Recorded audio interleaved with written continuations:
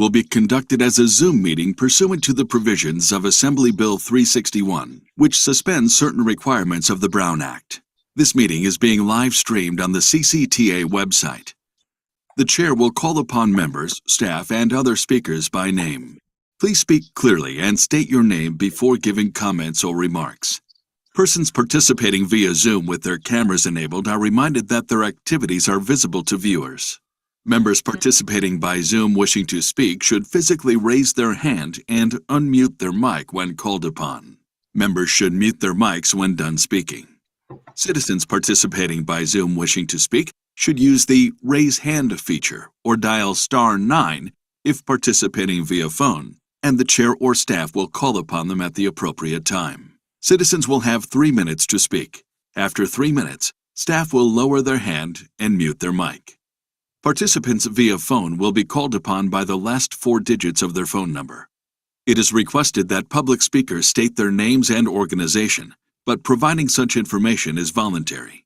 Written public comments received in accordance with the teleconferencing special notice for public comment guidelines are printed on the meeting agenda.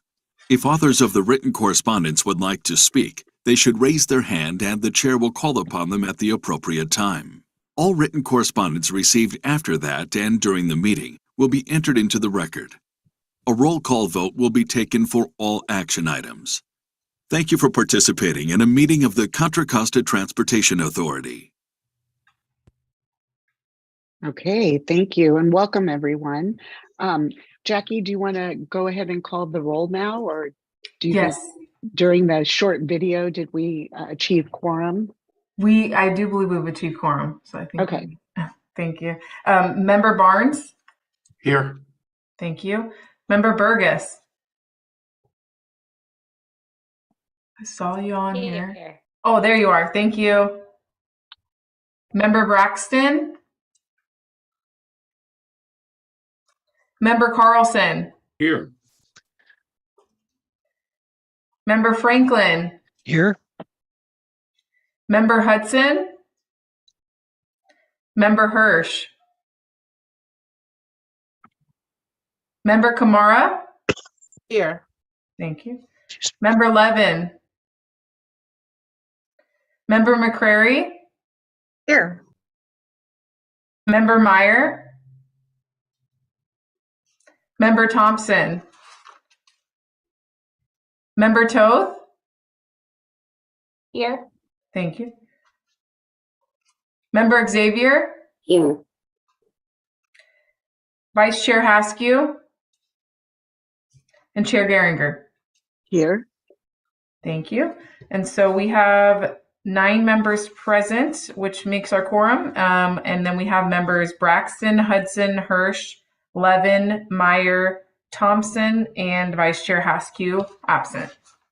Okay, thank you. And I do want to, the latest that I have heard regarding Task Force Member Hudson, Mayor Hudson, is that he is, doing his rehab and recovery and appreciates all of the positive feedback and cards and texts that he has received, but that he is still working toward trying to come back to all of his various committees and commissions.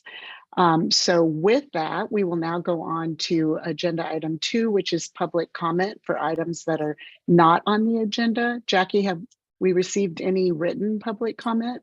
We have not received any written public comment. Okay, and if there's anyone who wishes to make a public comment at this time on items not on the agenda, please raise your hand and Jackie and I will recognize you. I don't see any hands raised. I don't either. So we will move on. The next item is the consent calendar, which is our Accessible Transportation Task Force summary of the meeting, the last meeting. Are there any questions or comments about it by any task force committee members? Any members of the public? Thank you. Any members of the public want to speak to the item? Not seeing any hands raised. We have a motion by Task Force Member Carlson, do we have a second? I will second Debbie Toth. Thank you. So we have a motion and a second. Jackie, can you call? We do have to do roll call votes since we're still virtual, correct? Correct. Thank you. Okay, thank you. Okay, Member Barnes. Yes. Thank you. Member Burgess. Yes. Thank you. Member Braxton. Member Carlson. Yes. Member Franklin. Yes. Member Hudson. Member Hirsch. Member Kamara. Yes. Member Levin. Member McCrary. Yes. Member Meyer. Member Thompson. Member Toth. Yes. Member Xavier. Aye. Vice Chair Haskew. Chair Geringer. Aye. Thank you. We have all members present except for members Braxton, Hudson, Hirsch, Levin, Meyer, Thompson, and Vice Chair Haskew. And the motion passes unanimously. Great. Thank you, Jackie. We'll now move on to agenda item number 4, which are our regular agenda items. And our first agenda item 4A is a report on peer agency best practices on an advisory committee. This is an information only item. And I will now turn it over to Ying or Naomi or John to staff. Thank you, Chair Geringer. I think Naomi from Nelson Niagara will help us give us a presentation on the best practices. Okay, I'm sharing my screen. Does that look all right? Okay, thank you. So diving in here, many of you will remember we've been doing work on researching mobility management case studies around primarily the state. We've been looking at a lot of consolidated transportation service agencies. So these are the organizations that we looked at, how they were organized and what kind of advisory committees they had. The local one is Solano Mobility in Solano County. And so it's a wide range of programs that we dug into. And looking at those, like I say, a little more in depth, we looked at what were examples for their advisory committees.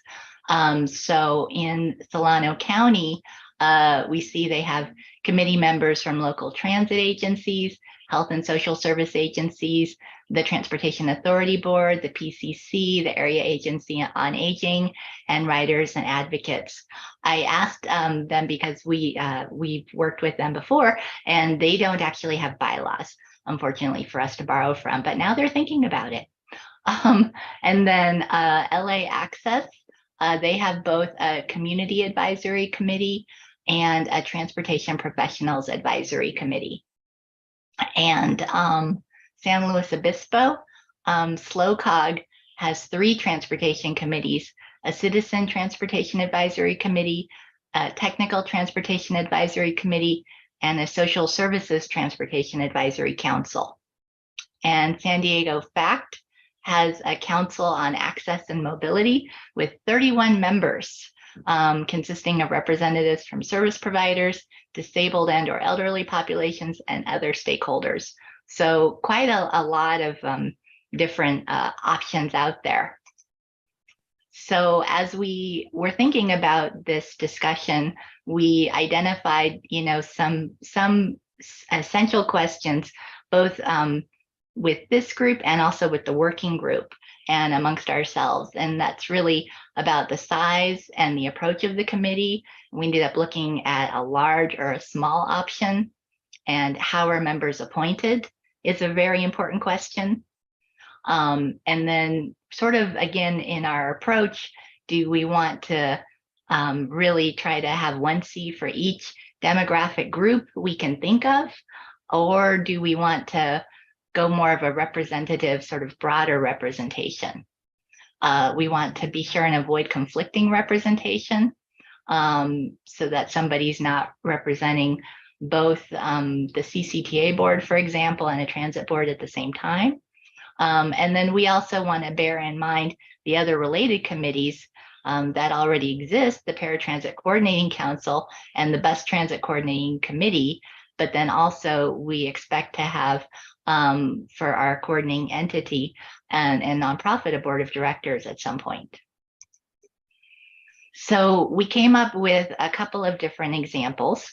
And the first one was an option for a large committee, sort of modeling more on the San Diego design. And you can see that this really attempts to, as I mentioned, have one representative from each sort of group we could think of, so that nobody was left out.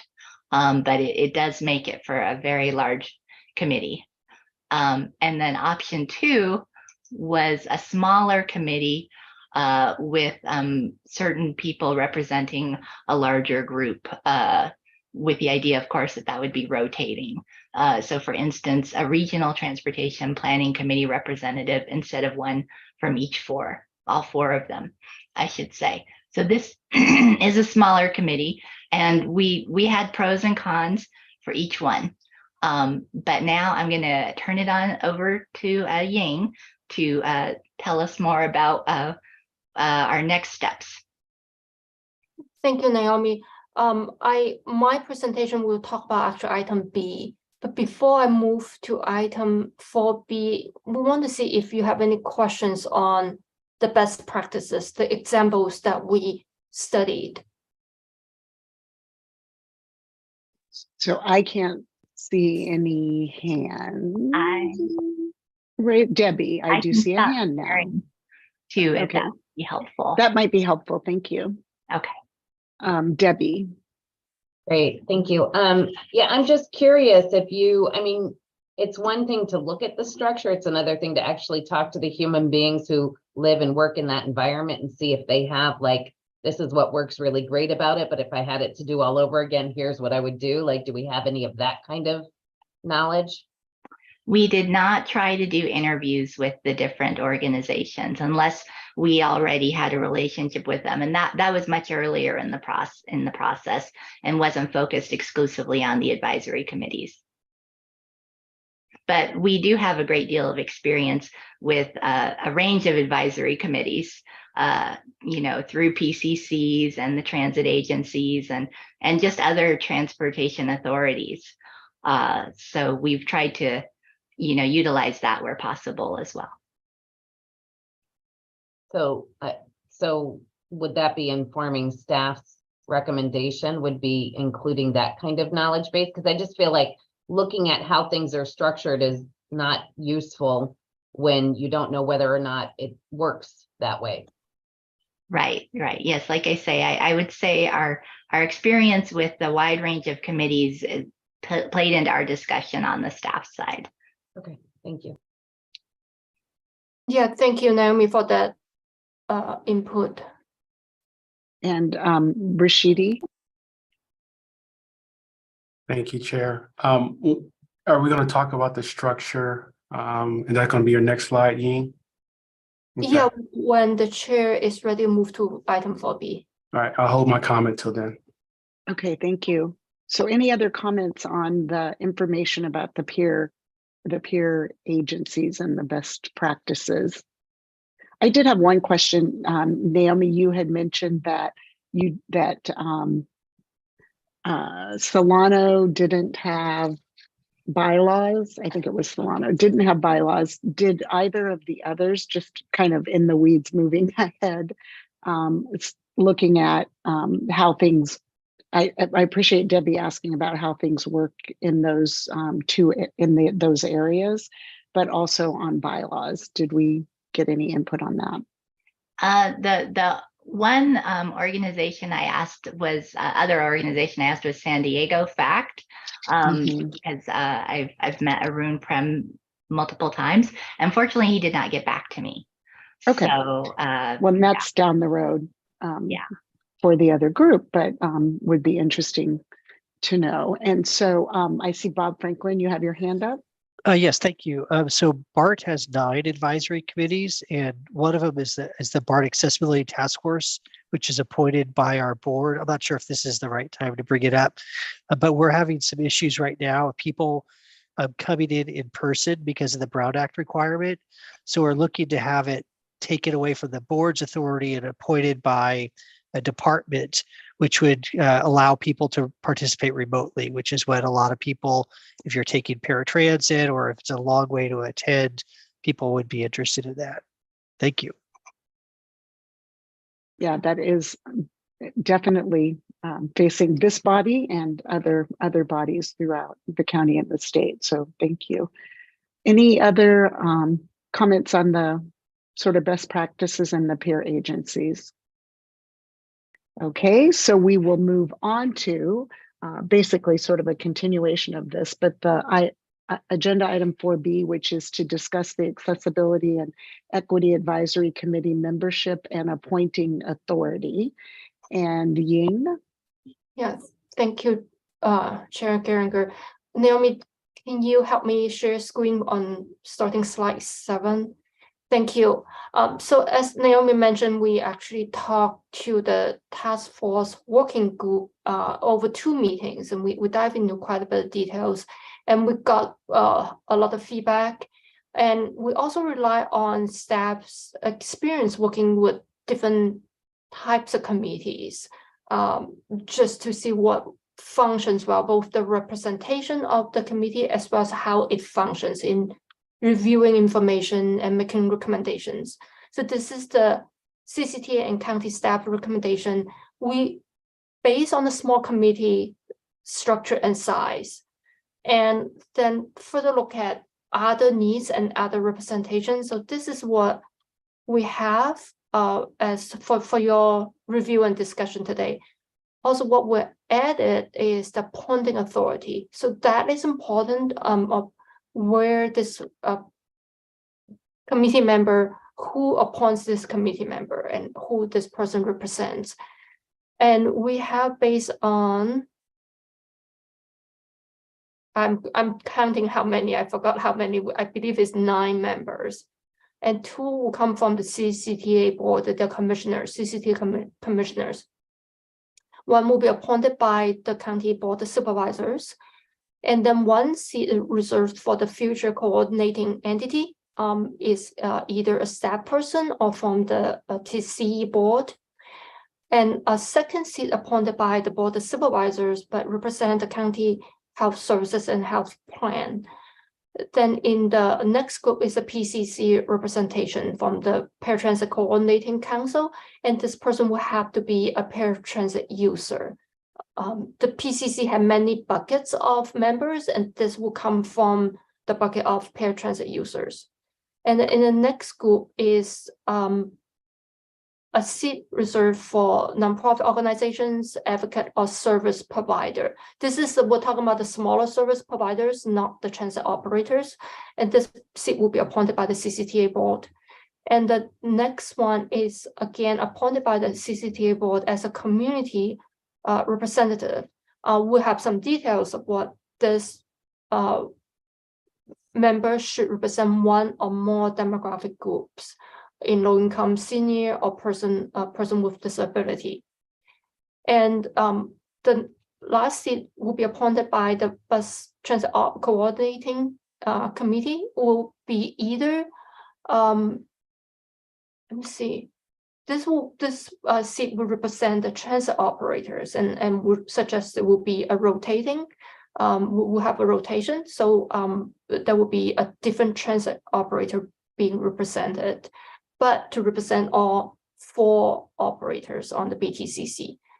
So actually, I'm going to ask John Cunningham to see if there's anything to add in this staff recommendation. Yeah, thanks, Ying. This is John Cunningham. I'm a transportation planner with Contra Costa County. So I just wanted to describe briefly the 2 representatives from the county. I think the Board of Supervisors representative is probably, self-explanatory, but they, they have broad responsibilities and obligations relative to the entire county constituency, social service obligations, and as far as this topic goes, not incidentally, oversight for the Measure X funding, and as well, the county did have a role with the development of the Accessible Transportation Strategic Plan. The second seat is with county health and the health plan. These are two related but distinct operations, and we do have Dr. Sarah Levin on this group. She has work obligations right now, and she will try and join as soon as she can. But in short, public health and the health plan, they are very large operations. The health plan, I believe, is the health insurance organization that insures more county residents than anybody else in the county. And for those that aren't aware, the Affordable Care Act and the equivalent at the state level have expanding transportation requirements for health insurance operations. And so because of that, the health plan has significant transportation operations and obligation. The public health department also has similar operations relative to, I believe, the homeless community and nutrition programs, that sort of thing. So both of those organizations do have a significant role to play, and they can contribute to this group. And that's all I have. And if Dr. Levin is able to join, I'm sure she'd be able to speak with more expertise on that area. That's all I have. Thank you. Okay, Ying, is the staff report? Did that complete the staff report? I have 2 slides, but actually I can answer questions if that's what the chair wants to do. Okay.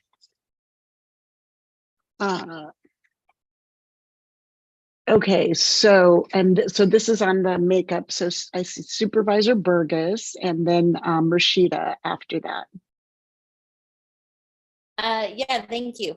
So looking, oh, I gotta pull up my that slide. The slide shows, I can't remember what the comment was. Do you want to pull it back up? We can Is pull that the okay? slides back up. Sorry Yep. about that. Nope, that's fine. I do want to make note that member Levin has now arrived, if there were any Thank you. questions. Thank you. So the additional information on the side says avoid overlap with other seats and positions. And I'm not sure exactly what that specifically means, but I know as a member of Tri-Delta Transit, so I'm probably going to take away some of your concerns, but you know, this is going to have a heavy impact on our transit providers. And what I'm looking at is 2 people representing the CCTA board. Most likely and hopefully those would be people that also sit on other transit agencies. Is this saying that another county supervisor could be in that position? That's one question. And I did want to emphasize the county health and health plan representative, because it's true, we do have one of the largest providers of healthcare plans, particularly for Medi-Cal, and why am I going blank on the other one? Dr. Levin. Hi, good afternoon. What's the other one? Medi-Cal and whatever, anyway. TCHP, is that what you're talking about? I'm sorry, I missed the first question. We're the leading health plan for Medi-Cal. Now we are the single plan in Contra Costa. Right. Contra Costa Health Plan is the Medi-Cal provider. So, and now everyone, especially with the long-term care carve-in benefit that started January 1st, the health plan is going to be responsible for all those long-term care patients. So there's not going to be Medi-Cal fee for service anymore. Yeah. So I just wanted Does to that answer your plan? emphasize that. Yes, thank you, Dr. Levin. But I do think that with our Measure X and the support, I think having 2 county supervisors on here is very helpful. That's my opinion. and I do have a bias, and I will acknowledge that. But I do think that having 2 county supervisors is very helpful on regional level, and funding and all the different services that the county is responsible for, to have membership on that committee. And that's my comment. Thank you. So Rashida, so Ying, I don't know if you want to, if we want to get the comments and then we can answer the questions after, because I do see on with the CCTA board and avoiding that overlap with other seats and positions, to Supervisor Burgess's point, it might be difficult to do, but could also be beneficial to have CCTA board members who also serve on transit boards help to address that. So I just wanted to leave that as a placeholder for us. So Rashida. Rashida, not Rashidi, right? Because I said Rashida. Oh, okay. Rashida, welcome. Thank you. I just wanted to make I'm sure that never happens. I'm sure it never. Yeah, never in the history of of transit. Okay, thank you so much, staff, for putting this together. So, as you all know, I'm on the PCC board, and one of the biggest concerns that we have with the PCC board right now is participation. There are about 8 or 9 seats, somebody correct me if I'm wrong, that are available to riders and users of the service. And there's nothing more important than hearing the rider or the user's voice, either the actual physical rider or the individual that advocates for the rider, maybe like a social service agency. But for years, at least the 5 years that I've been attending the PCC, those are seats that have been very, very difficult to fill. Now, having done this program and rolled it out, one of the beauty about this program is that we're taking it from a study that sits on a shelf to something that involves real action. And when we talk about real action, we're talking about rolling wheels that actually pick people up, because this is a transportation program. And with every transportation program, it requires operational knowledge. The concern that I have with the makeup of this recommendation is that there's not enough operational knowledge here in this makeup. This is a board, this is an advisory board that is going to speak not only to funding, it's going to speak to demographic, it's going to speak to action items, it's going to speak to potential contract relationships that we get to, because they're going to be advising the CE, contract relationships that we're going to get with, mom and pop transit shops, or, whatever buses and drivers that we're going to be using to move people from one side to the other. If we have all these chiefs and not enough actual Indians that are working, I'm not sure about the representation of this, then it might be difficult to get stuff moving. So my recommendation would be to take a look at this, because if you look at the last one, it's only one potential transit operator in here, and it's going to be rotated. So now we have a bunch of people that are transit operators that might show up as guests, that may not show up as guests, but there will be no continuum of transit operators that have put programs together, that have the institutional knowledge, that understand the contracts, that have the networking to help advise this committee or contribute to this committee in order for them to get things moving. The last thing we want is, I can't tell you how many, board committees that I sit on, that we have to spend quite a lot of time advising them about how something operationally will work. So even though I think a lot of these seats work very, very well, I do think that there's not enough seats. We don't want all seats, but I do think that you need to have more than one transit operator. The transit operators have different programs, and they serve different. There's something different about the demographics that they serve in, and I think that expertise should be brought to this so that it can make this committee whole. I'll just leave it at that. Thank you. And now we will move to Debbie Toth, and then the next person who has his hands raised is Rashidi. So I wonder if this conversation wouldn't be better had after Ying finishes the presentation, because I think the roles and responsibilities are really important to framing this conversation. And I would hate to disagree with Rashida right after she's spoken. I'd like a break in between. So I was thinking we could suggest that, Ying, you have 2 more slides to present, right? To talk about roles and responsibilities, or am I misunderstanding? Yeah, there are 2 more, but I think we can take the questions now and come back when the Okay. item is not over yet. Okay, well then I'll go ahead and disagree with Rashida out loud. I'm sorry, Rashida, I rarely disagree with you about anything, but I think in terms of taken in the context of the roles and responsibilities of this committee, I'm not sure that we need to have the boots on the ground from 3 or 4 different organizations that are transit providers, because I just want to ground us all back in the fact that this is accessible transportation. So it includes Carol McCrary's programs to and from her program, the service she provides, Mobility Matters, Choice in Aging, church programs, volunteer. This is not paratransit world. This is paratransit being a piece of a broad continuum. And by virtue of having 2 members of the Board of Supervisors, you already have representation from 2 transit agencies. Now you're going to pick a 3rd one to be your bus and transit coordinating. So you could actually have Tri-Delta, County Connection, and WestCat all represented on this committee. So I think that there is a lot of opportunity for the voice of the paratransit provider. I'm more concerned that we get the voices, or we identify, at least as I look at the additional information section, to make sure that we have somebody representing developmental disabilities, somebody representing Alzheimer's, and somebody representing physical disabilities at a minimum.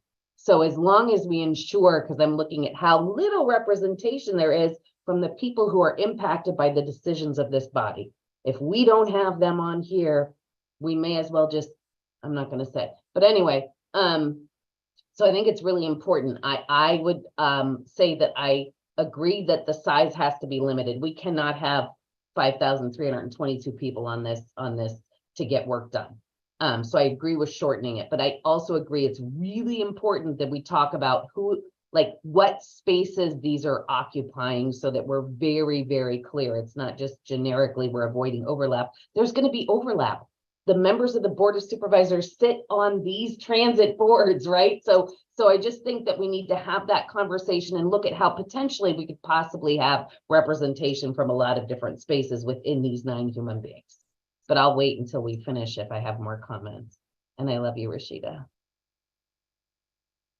Thank you, Debbie. Rashidi? Well, I was going to allow Rashida to respond if she wanted to before I added my 2 cents.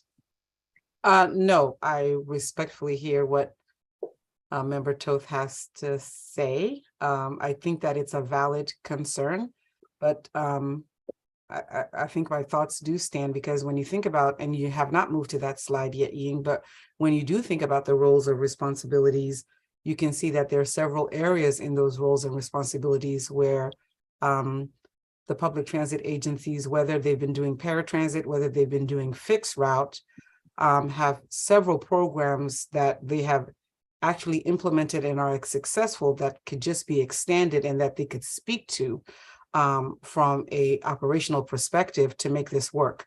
It's important to state that the beauty of this particular program is that we're now all fighting to be on the same team. We're not against each other on this particular program. So I respectfully hear that, but if for any reason I seem to be pushing that we put our operational knowledge to use, is because we have something darn good to offer, and you should use us to do it for you. And if I can, Chair Geringer. Yes, please. One of the things that Member Toth mentioned was, and actually Ying brought it up earlier, was equal representation, but also talked about the people who are appointing the authority. Those folks will be a representation of who they're being appointed by. So just include, if we're just looking at sheer numbers, out of 9 folks right now, we have 4 people that would be appointed by 2CTA's board. So that's who they would be representing the interests of 2CTA in theory, based off of what we're seeing here. And then you have this one spot for a BTC member who could represent AC Transit, Tri-Delta Transit, County Connection, WestCat, or someone else. The issue is, for me, is that Tri-Delta Transit runs a different, or is a part of a different service that a BART or a AC Transit, East Bay Paratransit runs. There are 2 great programs. I'm speaking about the One Seat program and the East Bay Paratransit program. Those are 2 separate programs. So having, to Rashida's point, the operational knowledge of how to operate those independent services that serve our community currently to limit those perspectives, I think would be a disservice to the CE, to what we're trying to accomplish at the end of the day. Once again, we're just talking about knowledge. We're just talking about experience in operations and geographical location. I mean, maintenance, all sorts of things that come up on a regular basis that we deal with. But if we're talking about equality, if we're talking about having full good representation, I think limiting the transit authorities will be a disservice to our community and this overall project. Thank you. And we will go to John Cunningham. Thank you, Chair Geringer. I do agree with Rashida and with what Rashida just contributed in that we do need to enable the contribution from the public transit operators. They do have very specific operational knowledge. However, I don't think membership on this body is the best way to bring their expertise to bear in this larger operation. A couple of examples. We have the means-based fare program that we're going to talk about in a little bit, and it's getting ready to go live. And with that program, Tri-Delta Transit was intimately involved. Their knowledge, their expertise, their assistance with that was absolutely invaluable. And they contributed in that manner, along with the crisis center, the county, and CCTA. So we collaborated with them on that. Also, the working group, the ATS working group, has a number of that's not a sort of a limited membership body.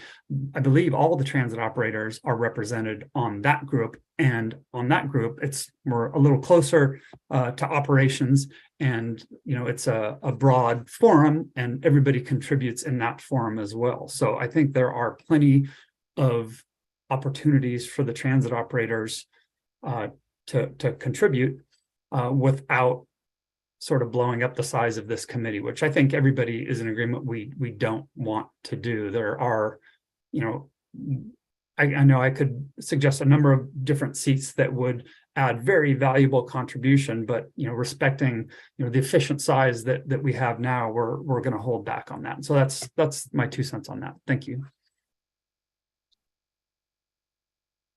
So Rashidi. Thank you, Chair. One of the things that this body most likely is going to do is come up with policies that will ultimately impact the One Seat program and East Bay Paratransit. And so having that operational input, even if you were to change a particular number, maybe move someone off of the 2CTA board, appointing, we can massage this in a better way, I think, to get more input. There's a lot to be offered. And to John's point, Tri-Delta Transit did participate in the means-based fare program, but also that was for East County, right? So we were able to provide educational knowledge for what we thought was best for East County, for example. And so this is as I understand it, a county-wide program. So definitely something, having more involvement, I think, will be beneficial. And that's all. Okay, thank you. Debbie. I feel like we should have an in-person meeting and do a little bit of arm wrestling just for fun. I know Rashidi would beat me, but whatever, it would just be fun. So I'm gonna say that I hear you, and I would recommend that, I don't know that this body is actually gonna make policy, but I think they're a body that makes recommendations. But I think that if something solely impacts transit providers, you have an ad hoc subcommittee of all of those providers, because we will need every single one of your brains on it. But when we're talking overall broad general stuff, no, I don't think it makes a lot of sense. So like if we were to take the 4 priority areas that we're looking at doing for the beginning of the accessible transportation plan, I'm not going to tell you how to do the 1-seat ride. I'm going to tell you about how the person is impacted who doesn't get the 1 seat. But you guys have to figure out how to make the 1-seat ride work amongst yourselves, right? So if there's something that just impacts transit providers, there should be an ad hoc subcommittee where they figure that stuff out. I'm not going to tell you how to do that. I have no idea. But when we're talking broad recommendations, providing guidance, all of that fun stuff, I think we need to have broad voice. And I still go back to, I think we're going to get it from the different people that are appointed from the Board of Supervisors and from the Bus Transit Coordinating Council, because I don't think you, yeah, anyway, I'll leave it at that. I'll be quiet now for a moment. Thank you. And none of us can be quiet at these meetings all the time and get all the good input and information that we need. That's why we're here. So, so Tim Hale, or Tim's picture has his hand up. So. Hey everyone. I'm mobile, so I apologize. I'm not sharing my video. Okay. I wanted to I mean, maybe this is actually coming up in Ying's slides, and I actually said this same comment at the working group meeting, and I think we're really focusing on this group, but I think it's important to kind of understand how this group or this advisory committee is going to function in the broader CCTA structure. So like, for example, like Debbie, Member Toth just mentioned an ad hoc committee. Well, we don't need an ad hoc committee because that ad hoc committee already exists through the BTCC, the Bus Transit Coordinating Committee. So what's really truly important here is the word partnership and collaboration. And it's going to be staff, it's going to be our burden to make sure that as things are coming up and items are being identified, that we're vetting those through the existing structures and existing groups, right? So for example, if there's an item that's going to need operational input, then I think staff needs to determine that particular item should go to the Bus Transit Coordinating Committee before it comes to this committee. And similarly, PCC. So, Member Toth was talking about representation of riders and abilities. Well, if there's needed for input there, then we might want to take the item to PCC, before we take it to before we take it to this committee. So it's really important. Can everyone hear me? Yes. Okay, good. It's really important to kind of understand how this advisory committee is really going to function. And if you go back to the, original organizational chart that we had, last fall, there was dotted lines that came from the PCC, that came from the BTCC. And it's really important, to really vet all these things out, and with all of these different entities as we're kind of developing, because, there is going to be, recommendations of policy and funding and those types of things. And ultimately, and it really depends on how we, this is where the bylaws are really important, is how this advisory committee is going to function. Because, when it comes to funding and policy recommendations, those types of recommendations potentially would be going up to the authority board, for final approval. So understanding how this group is going to function in the broader kind of ecosystem of this partnership that we're trying to form in this committee is really important. And then to Member Barnes' point about, the appointments of this, I think we need to understand, relative to the appointments, there's 3 appointments there, one for CCTA to appoint 2 CTA board members, but the other 2 appointments are to, appoint writers and to appoint NGOs, and that's going to have a certain voice. That voice is not necessarily going to represent CCTA board's perspective or voice, right? So even though there's these different appointments happening, it doesn't necessarily mean that that's the voice of CCTA to a certain extent. Understanding, yes, that CCTA could have influence in how that selection process works, totally understand that.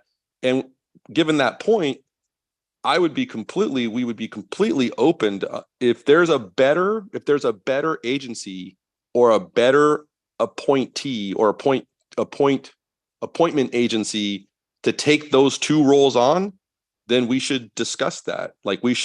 This is all for discussion. So if there is a better agency to make those appointments, then we should talk about that. And making sure that we've got a good, balance of representation and cross-section for this kind of broader ecosystem partnership. So those are my comments. Thank you. Rashidi? Thank you, Member Hill. I agree with most of your comments. However, the coordinated entity position is a representation of CCTA as well.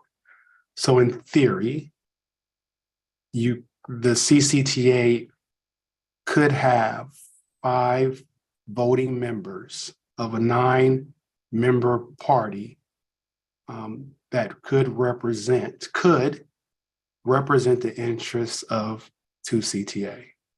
That ultimately would go to a recommendation to CTA's board. So I guess my point is the bylaws will be very important, but those bylaws also are going to be voted on by this committee here.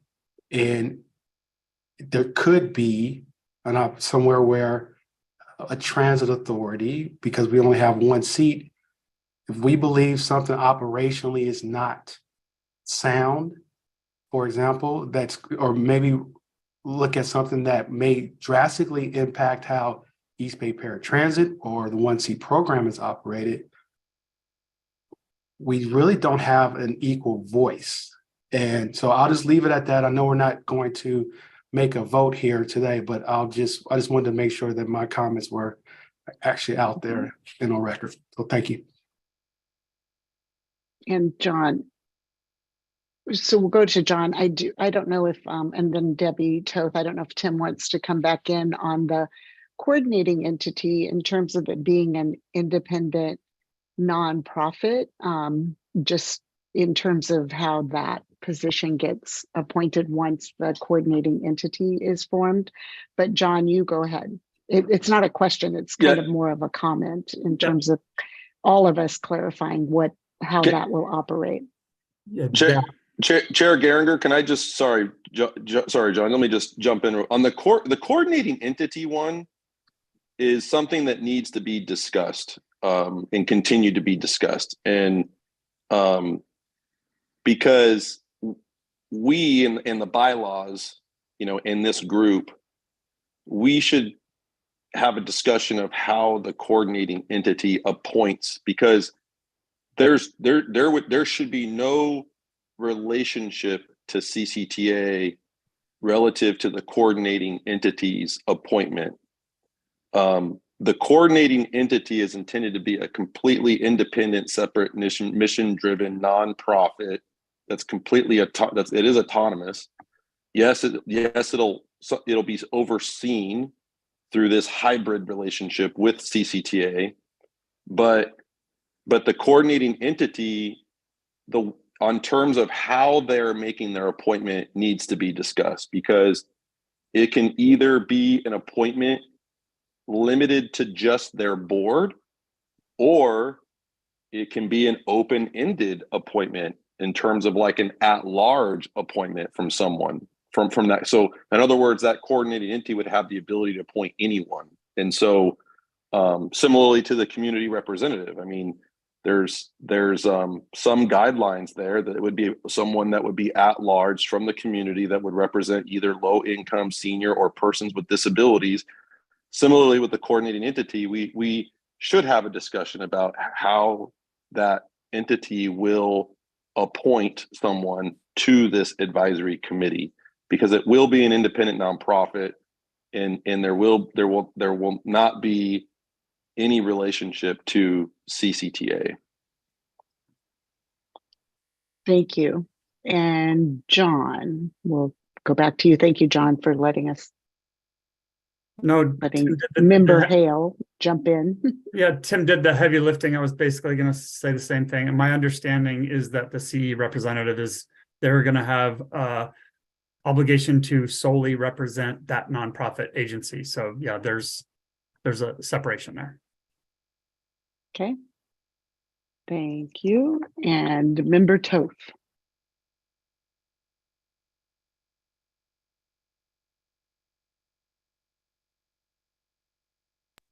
I said, thank you, Chair Geringer, but then my computer told me that I was not being heard because I was muted. I read your lips.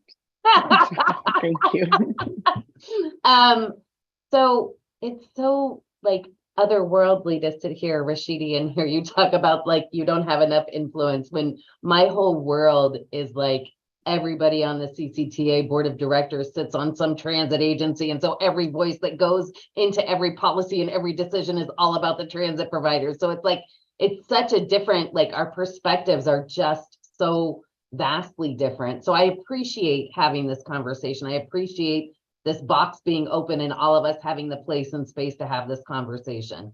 I hear you. And let me ask you this, in the spirit of kind of what Tim was alluding to, like what if you say, so the NGO advocate service provider slot and the community representative slot, those are appointed both by CCTA board. So what if you take those out and you say, we have the developmental disabilities council and the county's advisory council on aging work together to agree upon what provider and representative might be good to have there. And that way you don't have the sense that it's being a CCTA affiliated appointment, but actually being driven by folks in the community or the independent living center. I mean, I can make recommendations about like broad bodies that represent or in county government land or wherever, or nonprofit land, wherever you want them from. There are bodies that can make recommendations about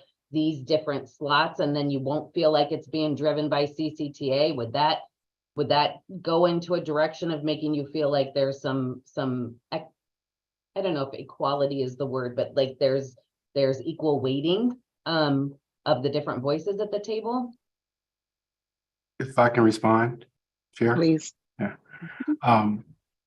Member Toth, I think that the point of the conversation is for us to revisit this setup and have more discussion about what those different appointing authorities could be, what the seats makeup looks like, and who the advisory committee members are. So I was just raising my concern from this initial recommendation with the hopes that we can continue to have this conversation, work together to try to figure out what may be the best fit for this group. So that was where I was coming from. So Member Toth, definitely I think I would be open to other suggestions. I can't speak for Member Kamara, but like I said, I just wanted to make sure that we reevaluated this specific recommendation. Okay. Thank you. Are there any other comments before we go back to Ying doing her two additional slides, which the roles and responsibilities, I in hindsight agree that it might have been helpful to have that before we had this discussion. But as has been said by a couple of folks, I mean, this is an important discussion to have, and I appreciate that everyone is doing that, even though it is hard. We would not necessarily have to arm wrestle, but the going around the table and not having me be the gatekeeper would probably make the discussion more robust, and everyone would have that opportunity. So someday we can go on to the next slides, Ying, and then have more discussion about that.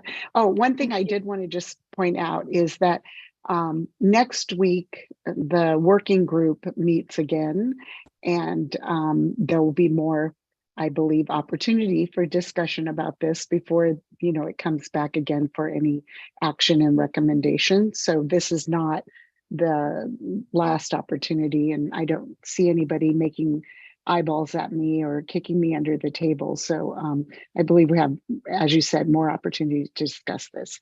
So Ying. Yeah, thank you, Chair Geringer, for summarizing it. We're not making a decision today. We're actually building quite a bit of time on this topic because it's so important. The next two slides are hopefully not as controversial. I just want to share there's actually everything will go into the bylaws, defining the roles and responsibilities, the membership, the appointment, and some more the mechanics of it in the bylaws. Under the roles and responsibilities, they're pretty well defined as when we present the framework, the CE framework to the authority board. I think we need a bit more details as we work through this process. I think those are pretty big picture kind of statements here. So again, we will need to get your input and fill in more details. Next slide, please. Just want to point out for us to even form an advisory committee besides the membership, which is a very, very an item of great interest, let me put it that way. There's still some details we want to work out. I based on my experience working with different committees over the years, I'm a firm believer of having the strong bylaws. I would not recommend starting an advisory committee without the bylaws. But maybe it works for other agencies. I don't think that's the best practice. So this is kind of structure. We'll start with the CCTA advisory committees, but we're definitely not going to end there. We want to look at some good examples, spell out how many members, how they're appointed, who appoints them, the terms and attendance requirements, and how we elect chair and vice chair and all those important things. So as we are debating over the membership makeup, staff and our consulting team are working together to get some nuts and bolts together. I think we do want to talk about our overall schedule, but we can wait until the work plan item. So I'm going to pause here to see if there are any questions. Thank you for taking down the presentation. Are there any questions or comments on roles and responsibilities and bylaws and the importance of bylaws? And I'm not seeing any hands up. So maybe we did do the discussion in the right order. Commissioner Toth, or Member Toth, whatever our titles I'll be are. Commissioner, you can promote me. Hi, I'm Commissioner Toth. I don't know what I'm a commissioner of, but I'll take it. So I do agree. I love a good pop in a meeting. So we have the purpose and what our intended outcome is. Like, I love having that. And I think with having strong bylaws and having a strong sort of, these are our roles and responsibilities, I would agree that we want to have that kind of organization agreed upon and in place. I think our biggest thing is who sits on it, how many people, and how many different boards and commissions are they connected to? Because if they're a city council member and they sit on Tri-Delta Transit Board and they sit on the CCTA board. Like, there's so many layers of that. I just want to make sure, you know, I think that's our conversation. I don't think, and I don't want to speak for everybody, but I don't think any of us think that we shouldn't have strong, like, these are our roles and responsibilities and these are our bylaws. I think we all can agree that there needs to be some strength in our organization of how this works. But I think really it comes down to, how do we have the right voices at the table informing the process? Thank you.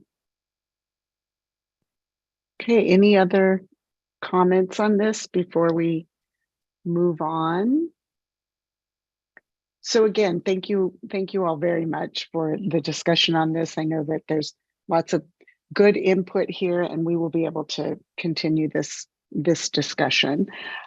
We will move now on to item 4C, which is an information item, and this is an update on the Measure X report. And I'm going to guess that, well, actually, I'm just going to say staff, and the first person who unmutes themselves will be the person. That would be me. Right. So thank you. So we just wanted to provide to you an update on the Measure X funding, primarily the progress report. And the progress report is attached to your packet, the full quarterly report. I believe it actually covers a 6-month period that we prepared. And this slide has some elements from that report. There were 4 activities that we applied for the funding: means-based fair. And so we did research and a technical memo on programs, and we worked on creating a pilot, which, spoiler alert, has started. And we're going to tell you more about that. And then One Seat Ride notes our efforts on that, on meeting and coordination and potential expansion. And the very beginnings of our discussions with a portion of West County. Well, actually, we've talked to all of West County, but our discussions have focused on Southern West County. And the coordinating entity, the research we've been doing on all of that to lead up to the actions to create the CE, our work with our nonprofit consultant, and just all of that good work, which I think it's important to remind ourselves we've come very far. Even though we're still working hard at getting everything set up, we've actually progressed quite far. One Call, One Click has had some initial discussions, but primarily has had to be delayed due to staff capacity, bandwidth, and also functionality, because it really will be aligned with the coordinating entity. So with that, I am happy to answer any questions. Okay, thank you. Thank you, Naomi. And I see Rashida has her hand up.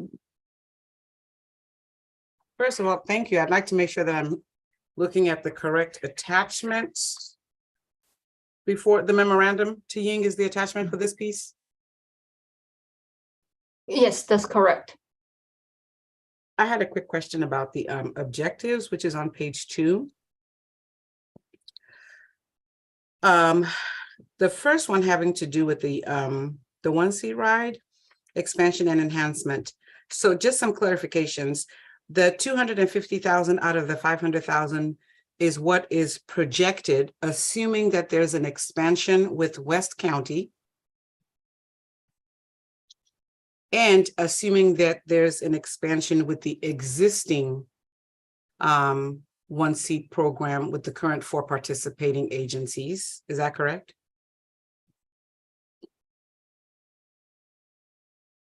Yes, that's how the CCTA county agreement that was the original, what was put in place. Okay. John, I think about last year this time, I would say. Okay.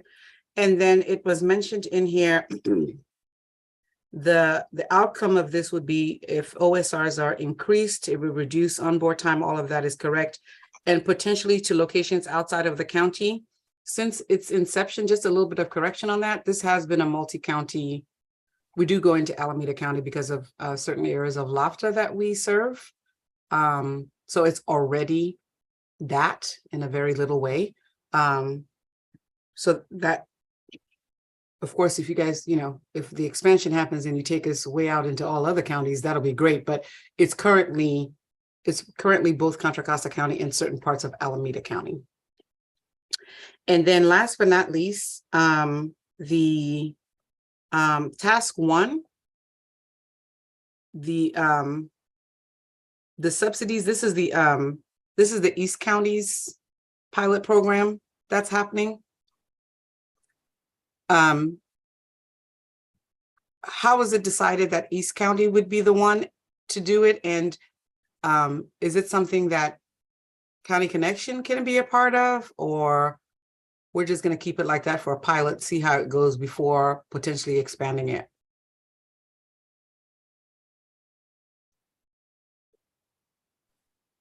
I can jump in.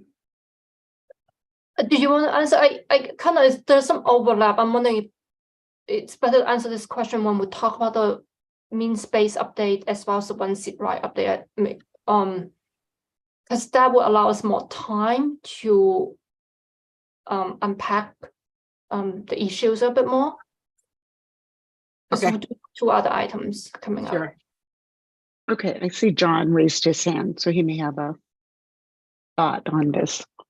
Yeah, agreed with Ying on having that conversation in a little bit. I did want to clarify on the one seat ride funding. I'm going to ask for Yang on clarification on this in full transparency. The one seat ride, the funding available for that is also being used for consultant support on developing the program. And for the transit operators that have been working on this, I think you're aware that we have had quite a bit of consultant assistance in sort of in ironing this out. So it's not strictly operations funding. It is going to administration and program development. Yep, Rashida. So I appreciate that in full transparency. And yes, there has been a lot of consulting work on this. Exhaustively so, consulting work on this. I'm a big believer that wheels, drivers, passengers should really be the ones that benefit from this money. And I know that we're going to talk about it just a little bit later, but at a certain point in time, I don't know how much longer, how much more consulting we're going to put into this, but the program has already been developed. There's a template. It's operating. I think we're up to, Rosa, correct me if I'm wrong, are we doing about 700, 800 trips a month of one seat? So there are people who are actually using the one seat ride. So at a certain point in time, if I were in charge of purse strings, I'll be wondering about, how much development, because that's the idea of actually doing the program, is that a template now exists. And a template existed before we completed even the study on this. So I'm a little bit passionate about making sure that people are getting their benefit. They voted for this, they put this out there. We're able to make it happen. County Connection is running this with 4 participating agencies, TriDelta, so they're people that are actually using one seat. They're getting from point A to point B. And there are things that we can do to our current one seat. I've had exhaustive conversations with 2CTA about this. There's certain things that we can do to our current one seat to enhance it, because transportation is all about improving. We fix one problem, but another problem may exist, or we can certainly make it look better. Just because we think that we've conquered the one seat thing, that means that all of a sudden we're running around like some shining stars. There's still work to be done. There's still ways in which we can improve this. So at a certain point in time, consultation versus boots on the ground, or I should say wheels to the road, is something that we really need to take into consideration as we continue to spend a portion of $500,000 in trying to build a template. I mean, or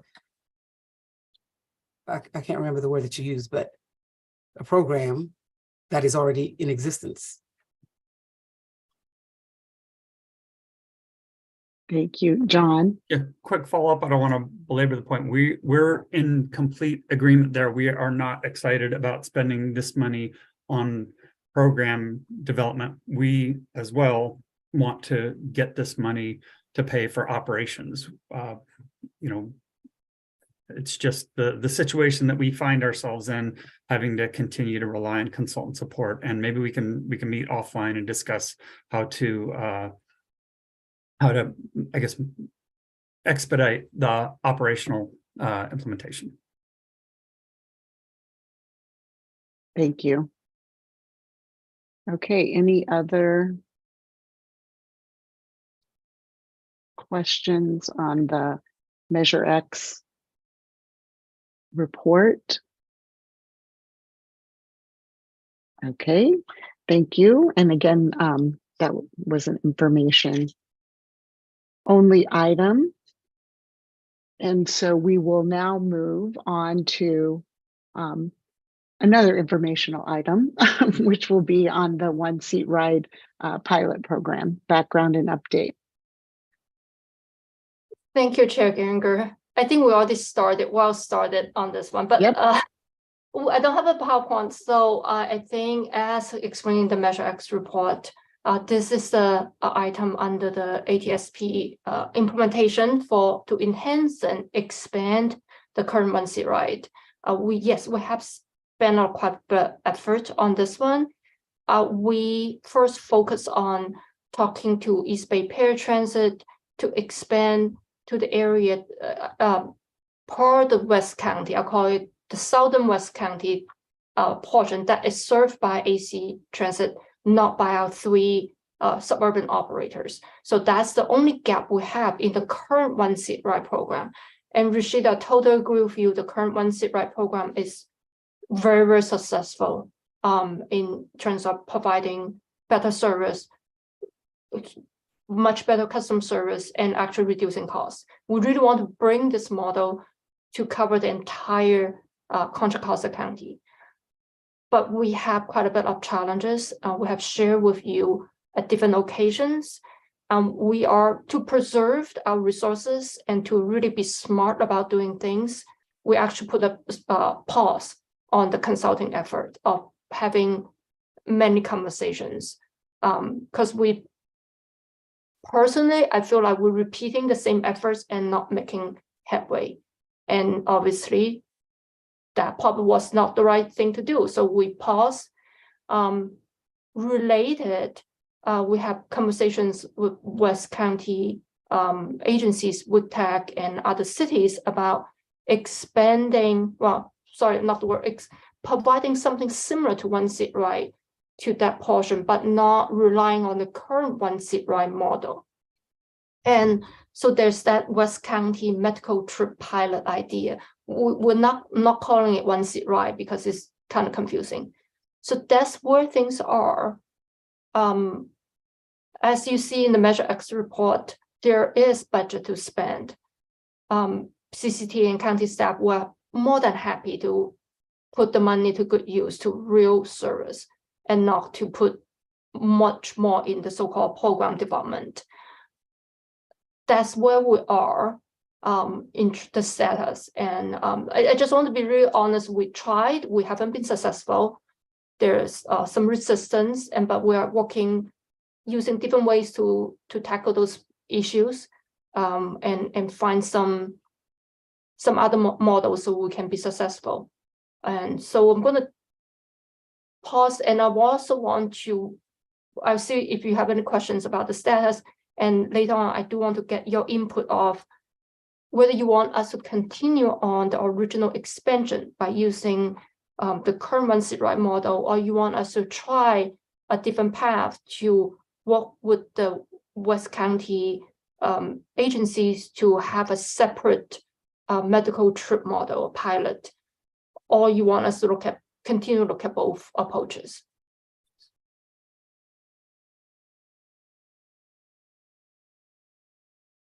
Turn off my mic. So thank you, Ying, for the update on that. And yes, we did start the discussion before we moved on to this.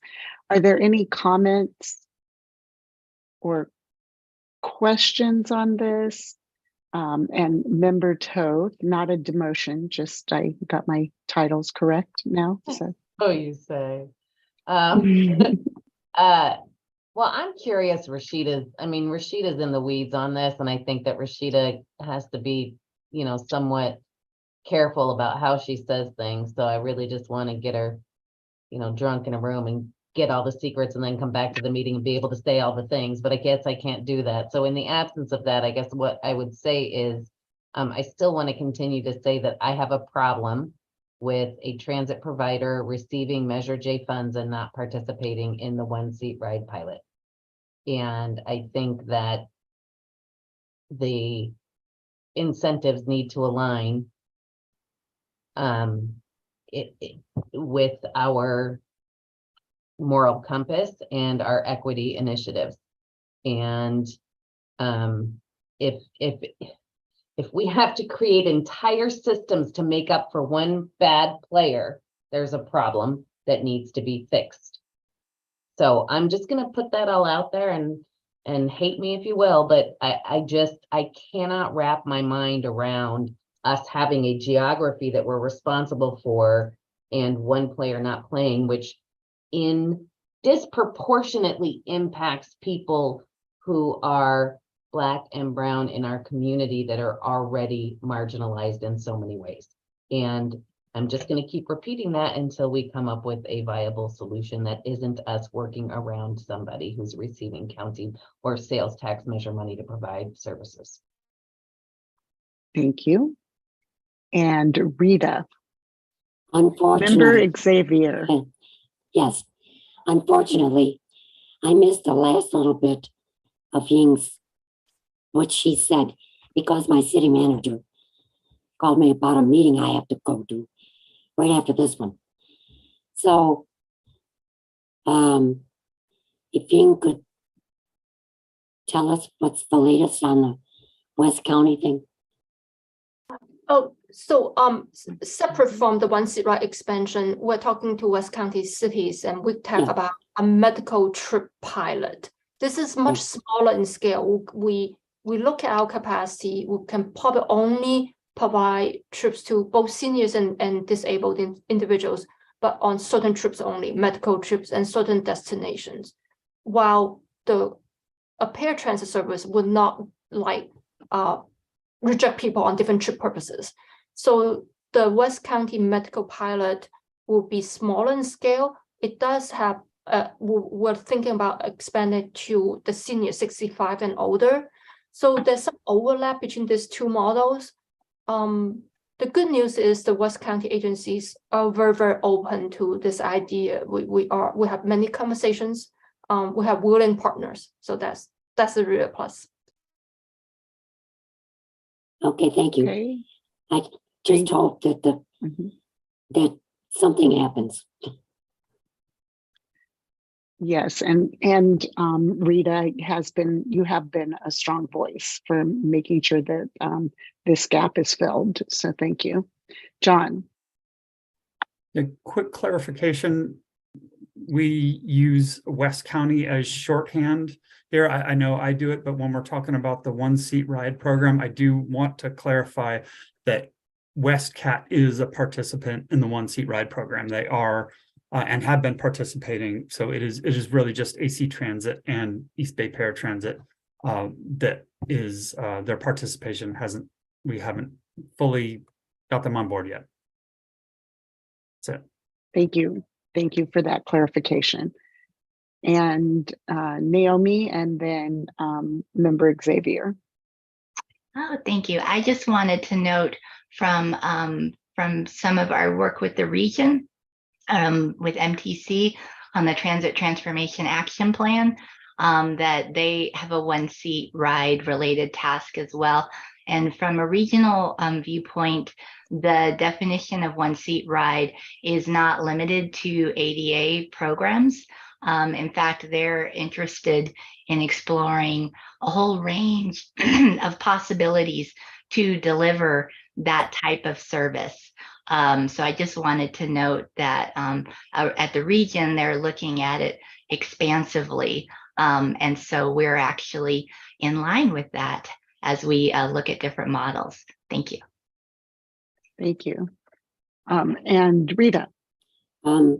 Yes, as far as San Pablo, Richmond, and El Cerrito are concerned, I believe there is some discussion with the cities that provide paratransit for seniors and disabled, besides AC Transit, East Bay Paratransit. That's it. Thank you. Thank you. And I see Ying jumped in.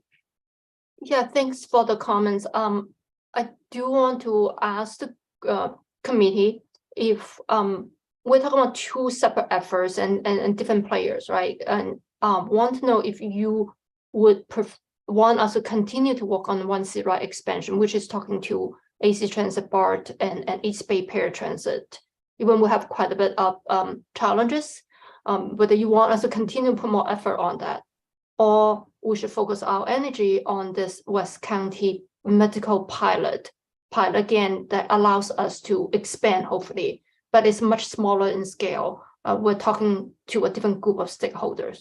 Or you want us to continue on both efforts in West County. So just want to get some input from you and see that helps us in preparing for our work plan in the upcoming fiscal year. Okay, and I saw that Debbie Toth raised her hand very quickly. So Ying, I heard you loud and clear at the beginning of this that you feel like you're banging your head against a wall if we ask you to go back and keep doing the same thing and you're going to get the same results. So I don't want to ask you to do that, but I do want to ask somebody to do that. I don't think staff time should be taken doing that. I think somebody high up the food chain needs to have a conversation with somebody high up the food chain over at BART and get this thing fixed, or pull Measure J money, period, end of statement. As far as the other program, heck yes. I mean, we should absolutely be investing and doing something, but I do want to say, if that person qualifies for this program by virtue of their income, they likely are on Medi-Cal, and Medi-Cal managed care is offered through Contra Costa Health Plan. It is a mandate that they provide non-emergency medical transportation to and from those medical appointments, and they need to pay a provider to do that. So I would not take our Measure X money or our Measure J money and spend it where Medicaid already has funding. So I just want to be careful that we don't, do that. But please do the program, and please get somebody high up the food chain to have a conversation with somebody high up the food chain. Thank you, and well said. Are there any other task force members? I see Tim Hale raising his hand and coming in. Speaking of high up the food chain. Tim? Hope you're on Sorry, mute. I was having a hard time getting off the mute button. I'm sure you were eloquent. Yeah. I'm just gonna say that a meeting has been scheduled with AC Transit. That's all I'm gonna say. Thank you. Okay, I don't know if you can see that, Tim, but you got heart emojis, so thank you. Okay, so unless there's anything else on that, Ying, I think you got good feedback on that, and John and Naomi. So we will now move on to an update on the East County Means-Based Fare Pilot Program.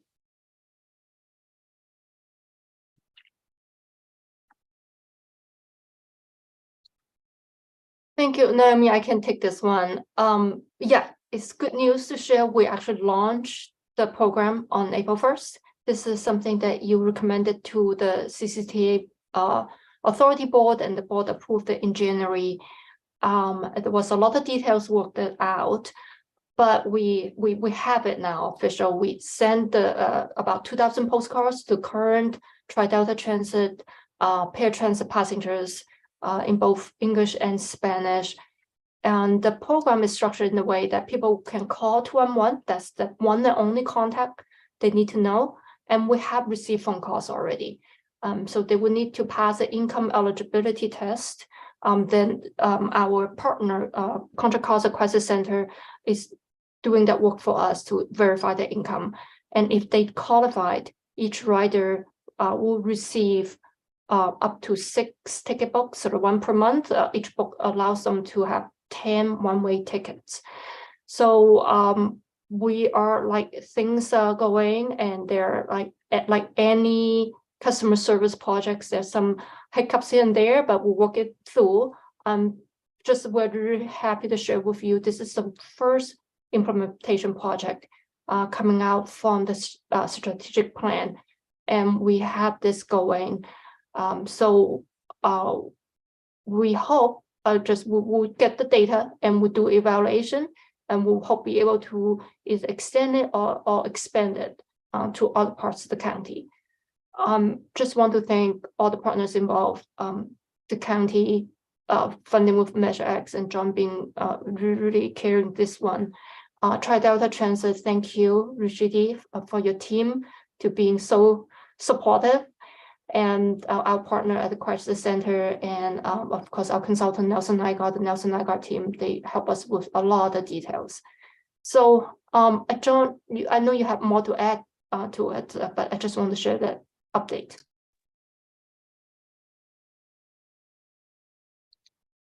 I was on mute, John. Yeah, thank you, Ying. I just want to build on what Ying already mentioned, and that there's really a lot to celebrate here with this program. Ying pointed out that, this is really the first operational implementation of the ATS plan, which was started years and years ago. And I know, I guess programmatic ribbon cutting isn't a thing. And if it is, it's probably not as exciting as a bridge or something like that. But the reality is that operations are now live. And then I guess another little bit more subtle success here is the fact that this plan, the ATS plan, is really going to require collaboration and coordination, and that's exactly what got this program going. Significant contributions from Tri-Delta Transit and the Contra Costa Crisis Center, as well as the Transportation Authority and the county.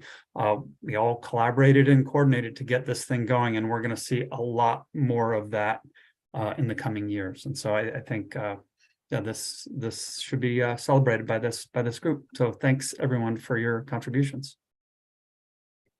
Yay. So we'll have a little celebration, a little round of applause before we go. And I won't go through all of the thank yous that Ying did, but definitely thank yous to everyone. And I love the key to all of this is that collaboration and partnership. And so thank you. And I know that Rashida had a question earlier, and we asked her to wait until this time. So Rashida, go ahead. Yes. So the choice to use, and by the way, I'm very proud of this. I think it's number 20 on the 22 list of low-hanging fruits to actually get something done on this program. So very, very good. But the question I had was, what does it take to qualify for the pilot? Will we wait for the pilot to be over before agencies like County Connection could participate in something like that? And also, we also have passengers that are, in Contra Costa County and probably would benefit from something like this. And then the second thing was the Measure X funding associated with this. Was it a 50% match from Tri-Delta to this program? Is this considered Operational. Upset. Were you John? finished, Rashida? Sorry, John did I could- raise his hand. Yeah, no, I can jump in and try and respond, Ying, unless you want to. Okay, I'll go ahead then. So good timing on the questions, Rashida. When we discuss our work plan, we are going to discuss which programs to fund with the next tranche of Measure X funding, which is coming. Part of that conversation should probably include where to expand the means-based fare program to next. And that could and probably will include County Connection, WestCat, et cetera. And so that should definitely be part of that conversation. And no, I don't believe we have to wait until the existing program is over before we start to discuss that or even roll it out. We have a program up and running, and it was such a significant effort. If it ends up being successful, we want to expand it as rapidly as possible. I guess mirroring the previous conversation we had about One Seat Ride and spending money, time, and effort on program development. We want to shunt quickly to benefits on the ground. As far as your question on match funding, I guess comparing, I'm assuming you're comparing the match funding for the One Seat Ride program versus the means-based fare. It's a little bit of apples and oranges because the funding is not being provided to Tri-Delta Transit necessarily. It's a subsidy for the rider. So the rider has a cost, a fare, and the fare is going to the low-income rider. So, we're leveraging Tri-Delta's paratransit program, but it's not, going to Tri-Delta Transit. I hope I'm answering your questions adequately, Rashida. And Yes. Yeah.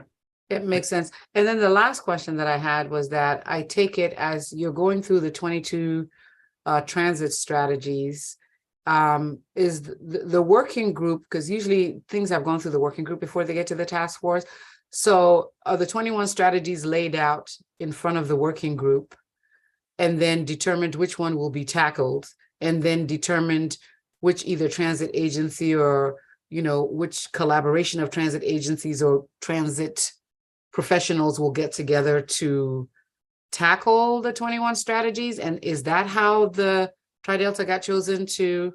You see, I'm trying to figure out how I qualify. I can jump in really quick again, if that's okay. Yes, another good question. The decisions made on which programs get funded, those conversations by necessity were started before this group was formed and before the working group was formed. And so staff had to make some executive decisions because of the timing with the Contra Costa County Board of Supervisors and that Measure X funding. We wanted to get the money, so we got the money. So if there's any shortfalls or concerns with how that was done, those should be directed at me. Ying was not on board yet. Peter Engel and I had those conversations, and we really tried to do the best that we can. However, moving ahead, we have this group formed, we have the working group formed, and we can have an open discussion on sort of the 22 programs that you mentioned, Rashida, and we hope to have a significant discussion and a lot of contribution on what those priorities should be. And, let's make it a collaborative effort and make some good decisions on that. Okay, I guess I don't need to belabor that point because they are tagged in order of priority, low-hanging fruit. I do believe that the methodology was not only the cost, the demographic, how many people will be impacted by it, how long it'll take. Is it something that'll take a year? Is it something that'll take 2 years, 5 years? So all those things in place. So, both Rosa and I have this. It's not on our foreheads, but it's close enough where we have to turn and look at this every day. So it's good to know that it'll be a working map when it comes to already identifying the priorities and making sure that we really can do this and not spending a lot of time and energy if something proves to be too difficult and we have to push it down so that something else which, because, we're talking about that money that was spent on consulting. So if something we thought was going to be low hanging fruit and then proved not to be low hanging fruit, or we're spending more of the money in a pot to fix something, there should come a time when we need to just, reevaluate what's going to take priority so that we're spending our funds properly, is all I wanted to say. Quick follow-up, Chair Geringer. Go ahead. Mhm. You're reading my mind with all those comments, Rashida. Absolutely. One criteria that we took into account that is not reflected in that list is that we wanted to have two different program categories. One is systemic improvements to help oversee and have program development. That's the coordinated entity and the one call, one click. And then we also wanted to balance that out, which we've talked about quite a bit here, is making sure we get operations on the ground. That's the one seat ride and means-based fare. So the early program decisions were based on that, systemic and operational improvements. Thank you. Thank Can I you. have one last Please. question, just because of something that he said? So when we talk about the next set of funds and making sure that, we're in line for that, will there be some consideration to how the working group or how the work plan is kind of put together so that there's initial discussions about how the next set of funds will be used? There's going to be a methodology that would be rolled down to all of us to determine how that's going to work. Yes, I think we have this habit of rolling to the next item. So the work plan actually shows you what items will be discussed at the working group meeting, as well as to be considered by the task force. So that is actually, I think, item 5. Or no, 4F. So when we are ready, we can take a look at the overall work plan. Okay. So if there aren't any other questions, I think Rashida helped us to segue to the next item, and which is the work plan, the update on the 2023 work plan. And it was in our packet. And so Ying, if you have just sort of high level, it's been in our work plan each month. If there are any sort of high level changes or things you want to point out, please do that. Yeah, thank you, Chair Geringer. So this is in your packet. You see on the Measure X, since we just talked about it, we have 2 working group meetings to discuss it. So coming up next Thursday, we'll start getting ideas, get your input. And then when we move to May, we'll get some recommendations on the table. So yeah, I think it's good we start talking about it today. Just a note that we'll update that the West County pilot will need a little bit more time because it is, once we get into it, it's complicated. So you will not hear it at the April 20th working group meeting, but instead will be the May meeting. So I'm not going to go item by item. I just want to point out the upcoming. The other thing I do want to point out, according to our work plan, this particular task force will sunset at the June meeting. So that's the very next meeting. And when we put together, actually thanks to Naomi's team, put together this comprehensive 1-year work plan in January, we know this is very ambitious, but before you know it, we're in April. So talking about a June sunset, I just again want to take some input to see if that is feasible. The sunset is more like a transition to the next chapter, the advisory committee. So I just want to either you can give us input whether we need a bit more time to continue the task force as it stands today and kind of push some of the work items further out. Or if you want us to continue on this, we will. So any input on that? So I know that Vice Chair Haskew and I, when we had our sort of preparation meeting with Ying, talked about that. We knew in the beginning of the year, this is as Ying just pointed out, an aggressive timeline. And as we discussed today, we still have some areas to work out around the makeup of the committee and the outline of that committee. I personally think that if we continue to work forward, the current plan is next week the task force works. We come back to this group again on June 8th. Staff comes back with those presentations, and if realistically, I mean, we could extend it now, but if we can continue to work through and get to a place that we agree that on June 8th, we can either approve what has been presented, or we can say that we need to extend. And I think that gives us time to continue on our maybe aggressive timeline. But I think that anyway, I think that moving forward with the timeline as it is gives us the opportunity and a off ramp, if you will, at the June meeting. And happy to hear other thoughts and input on that.